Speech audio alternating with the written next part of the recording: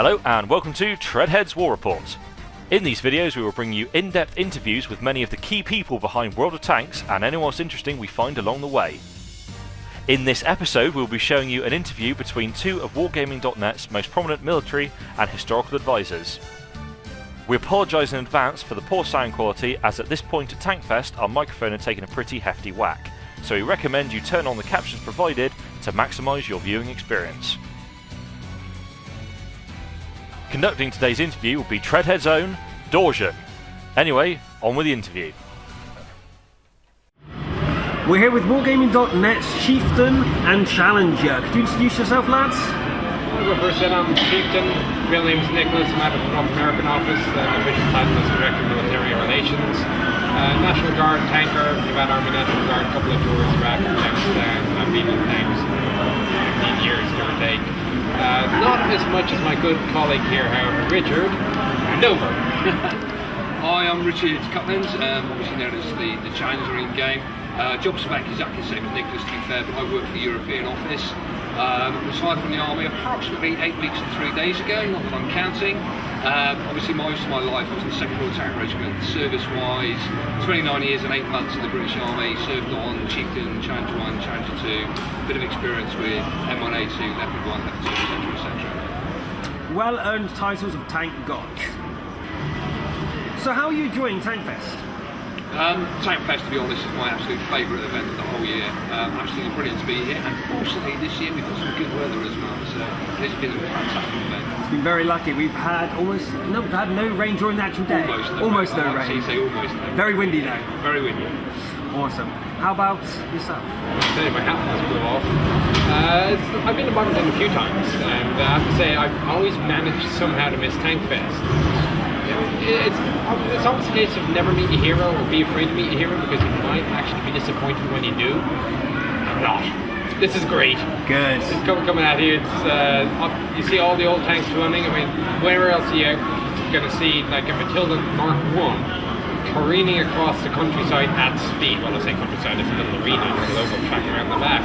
But I don't think the thing was that nipping. I was expecting to be a slow little thing, and I'll tell you, the Churchill had a good turn of speed on it as well. Squeaky. Well, the problem with the Churchill is that the return doesn't have return rollers, it just has a return sted, so you have steel on steel, it's not even any rubber on the tyres. But that's a little bit too much information for right now. Suffice to say, it has been a lot of fun. I got a ride in the Churchill as well, so that was great. You've actually got the fishes, lads, so look out for that. What is your favourite part of the event so far that you've seen, witnessed or been a part of? I had a good laugh at the British Army firepower demonstration. That one was memorable, although probably not for reasons the British Army would like. Well, we're meant to hear that it's going to be different today, so I hear. Yes, the British Army won today. Fantastic. How about yourself, Richard? Well, I'm going to stick up the course of the British Army, and that was, without any shadow of a doubt, the best part of yesterday, no matter what Nicholas says.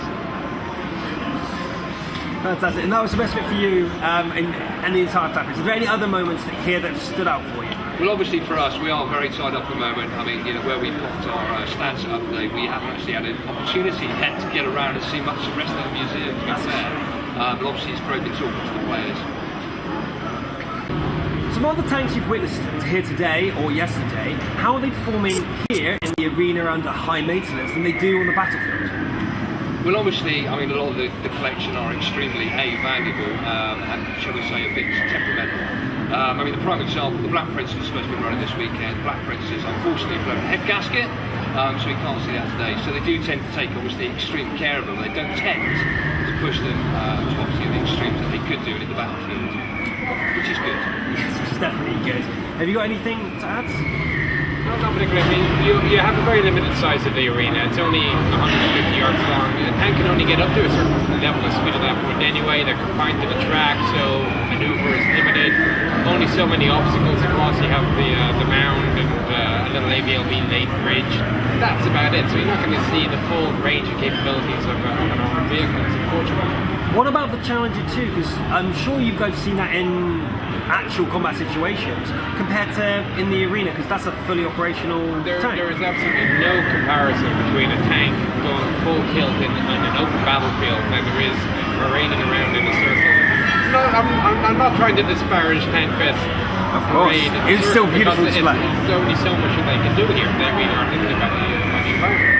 But a tank is designed to maneuver hundreds, thousands of yards at a time, engage in destroy enemies in ranges of 2,000 meters and beyond.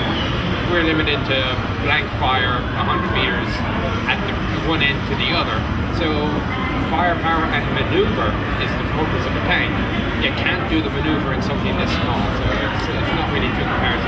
You get the noise and you get the look, but you don't get the full effect. So what is it actually like to drive a tank compared to being an armchair general or commander playing the game World of Tanks, being in the actual battlefield surrounded by real dangers and real tanks? Well, you get to go to sleep when you finish playing World of Tanks. In real life, you don't.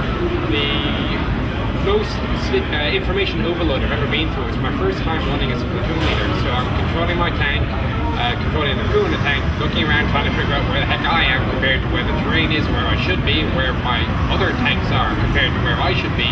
Then, by the way, where's the enemy? And oh yeah, the commander's on the radio looking for sit reps, wondering what on earth is going on, and then giving you more instructions, which are usually contrary to what you started with. The first time this happens is just a shock of overload that you just don't get in World of Tanks. So you just kind of control, click, ping, and if you mess up, so what? You reload 15 seconds. There's no mini-map in real life. There's no mini-map. It's the complexity of operating an armoured vehicle is just so far greater than World of Tanks. But World of Tanks is fun, and oftentimes there are times when you're running around in the tank going, there are things I'd rather be doing. But then again, sending 120mm down range, there are sometimes there's nothing else I'd rather be doing. Yeah, as Nick mentioned there, you mentioned the word fun there. Obviously, the game is designed to be fun. A real tactical situation, Iraq, etc. A lot of time you're spent sat around doing absolutely nothing, and it wouldn't lend itself really to a very good gameplay, to be perfectly honest with you. And also, Nick mentioned that the map reading. Map reading, closed down armoured vehicle is an absolute nightmare. Turret going one way, hull going the other direction. You may have to reverse at times, so all of that sort of thing is done.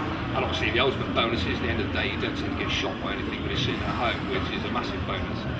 Although your tanks do. Although your tanks do, that's fine. Fantastic. Maintenance is much easier in World of Tanks. Absolutely. Yeah, if you break your tank, you're not going to get in trouble. So, how comfortable is a real tank? If we're talking about, I assume we're talking about modern main battle tanks as opposed to yes, some historical vehicles. Obviously my experience Challenger 2 with my latest one that I served on. They are pretty comfortable. Rider-wise, hydrogas suspension nowadays as opposed to some of these like we see behind us. So the ride itself is not too bad at all. You've also got air conditioning inside the vehicle. So the ride is actually quite good. To a degree. It's not your Ferrari, it's not your Porsche, same with your Mercedes, but it's not bad at all. Fantastic. You see how technology has improved for the comfort of the crew. Oh, massively, yeah, massively. And obviously everybody harps on the particular thing on the forum at the moment, the EU community, is about the boiling vessel on the British tanks. Obviously, British tanks, we've got to have the ability to make a cup of tea, which we have, of course, on tanks, and that is by far the most important thing that there is on the armoured vehicle. Fantastic. Same question. We've got a boiling vessel in the Abrams down by the loaders. That's good though. There's the same design. I think they're going to a NATO standard boarding vessel, which is a bizarre concept, but Treadhead had one as well, right to get back around.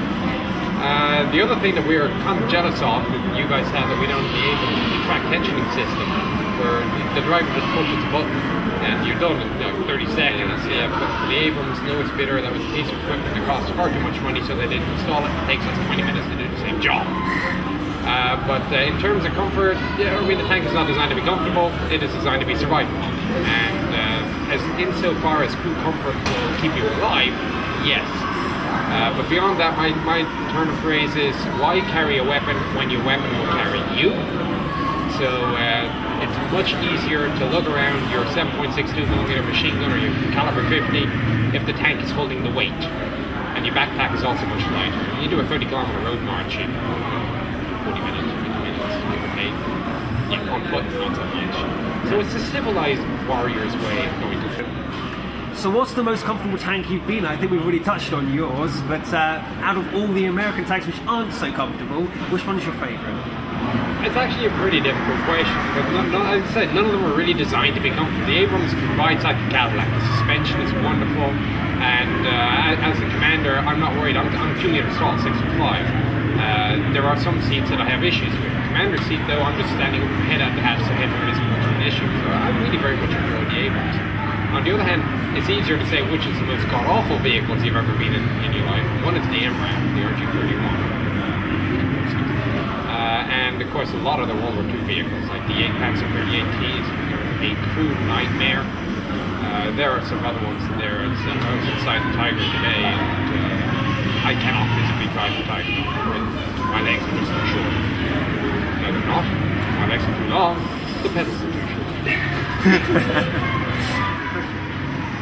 Yeah, I mean, I touched on Challenger 2, it's fantastic. Oh, I've also driven Leopard 2 as well, to be fair. It is absolutely brilliant. Very, very comfortable as well.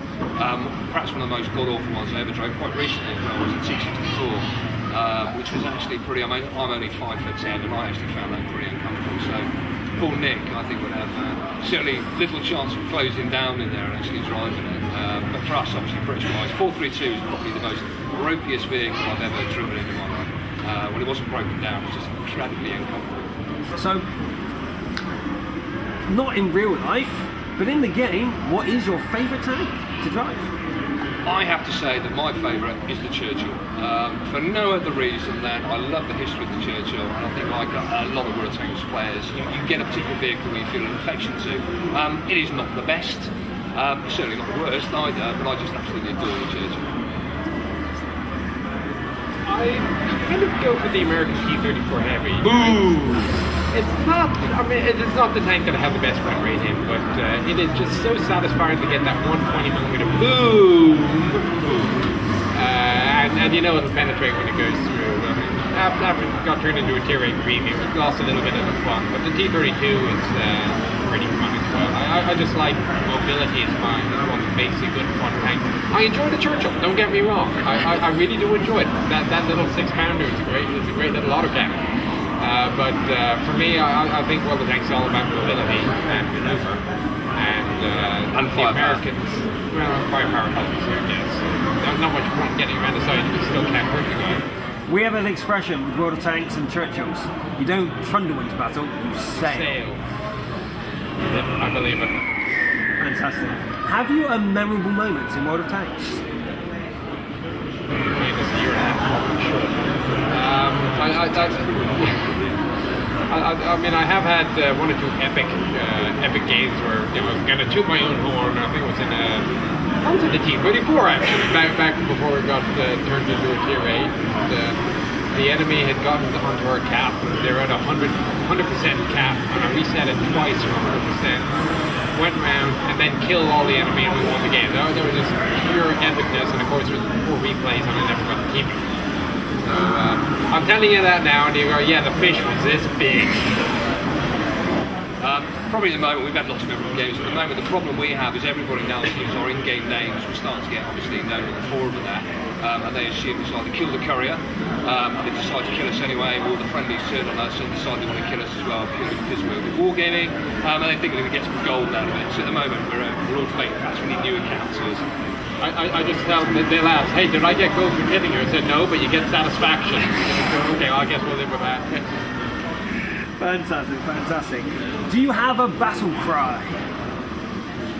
I would have to say, obviously, I'm an ex-RTR man, so for us, it's through mud, through blood, to the green fields beyond. That's our battle cry. Do it for me like you would do it in battle. No, we wouldn't do that. No. We would not do that. It's the British Army, and we're perhaps a bit more laid back, and it's very calm. How about the American? Oh, here we go. Actually, you'd be surprised. When you used to go on patrols in the tanks in Iraq, it was kind of like, I get on the radio, key forward for 5, it's going, right, so, off we go. New battle, yet again, against the forces of evil. Tally ho. Pretty much. I mean, the US Army is, they do tend to be, the word is hoo-ah.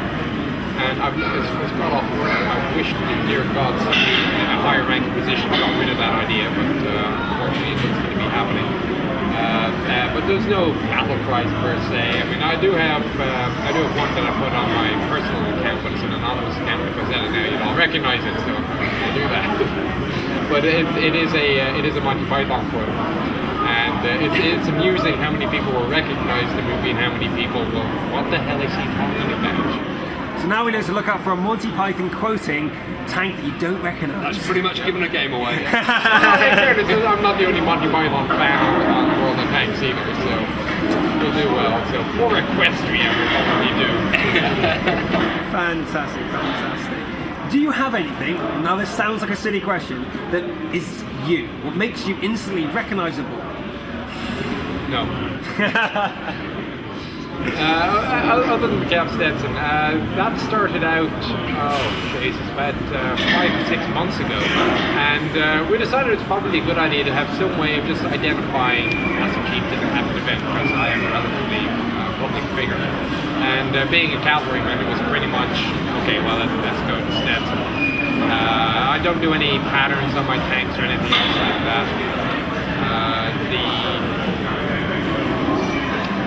The thing that defines me though on the forum usually is adherence to historical accuracy. Again, you have this problem, you say anything on the internet, if you get anything even remotely wrong, you will be pounced on.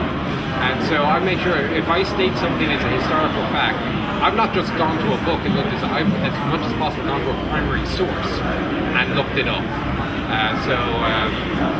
Attention to detail and accuracy, a Stetson, and a general irreverence, I think, are my three characters.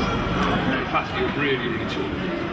Helps. Well, I got off, I was flying Sydney to Auckland, so I'm the other end of the world at this point. Of course, you can't put this in the suitcase, so I got to wear it.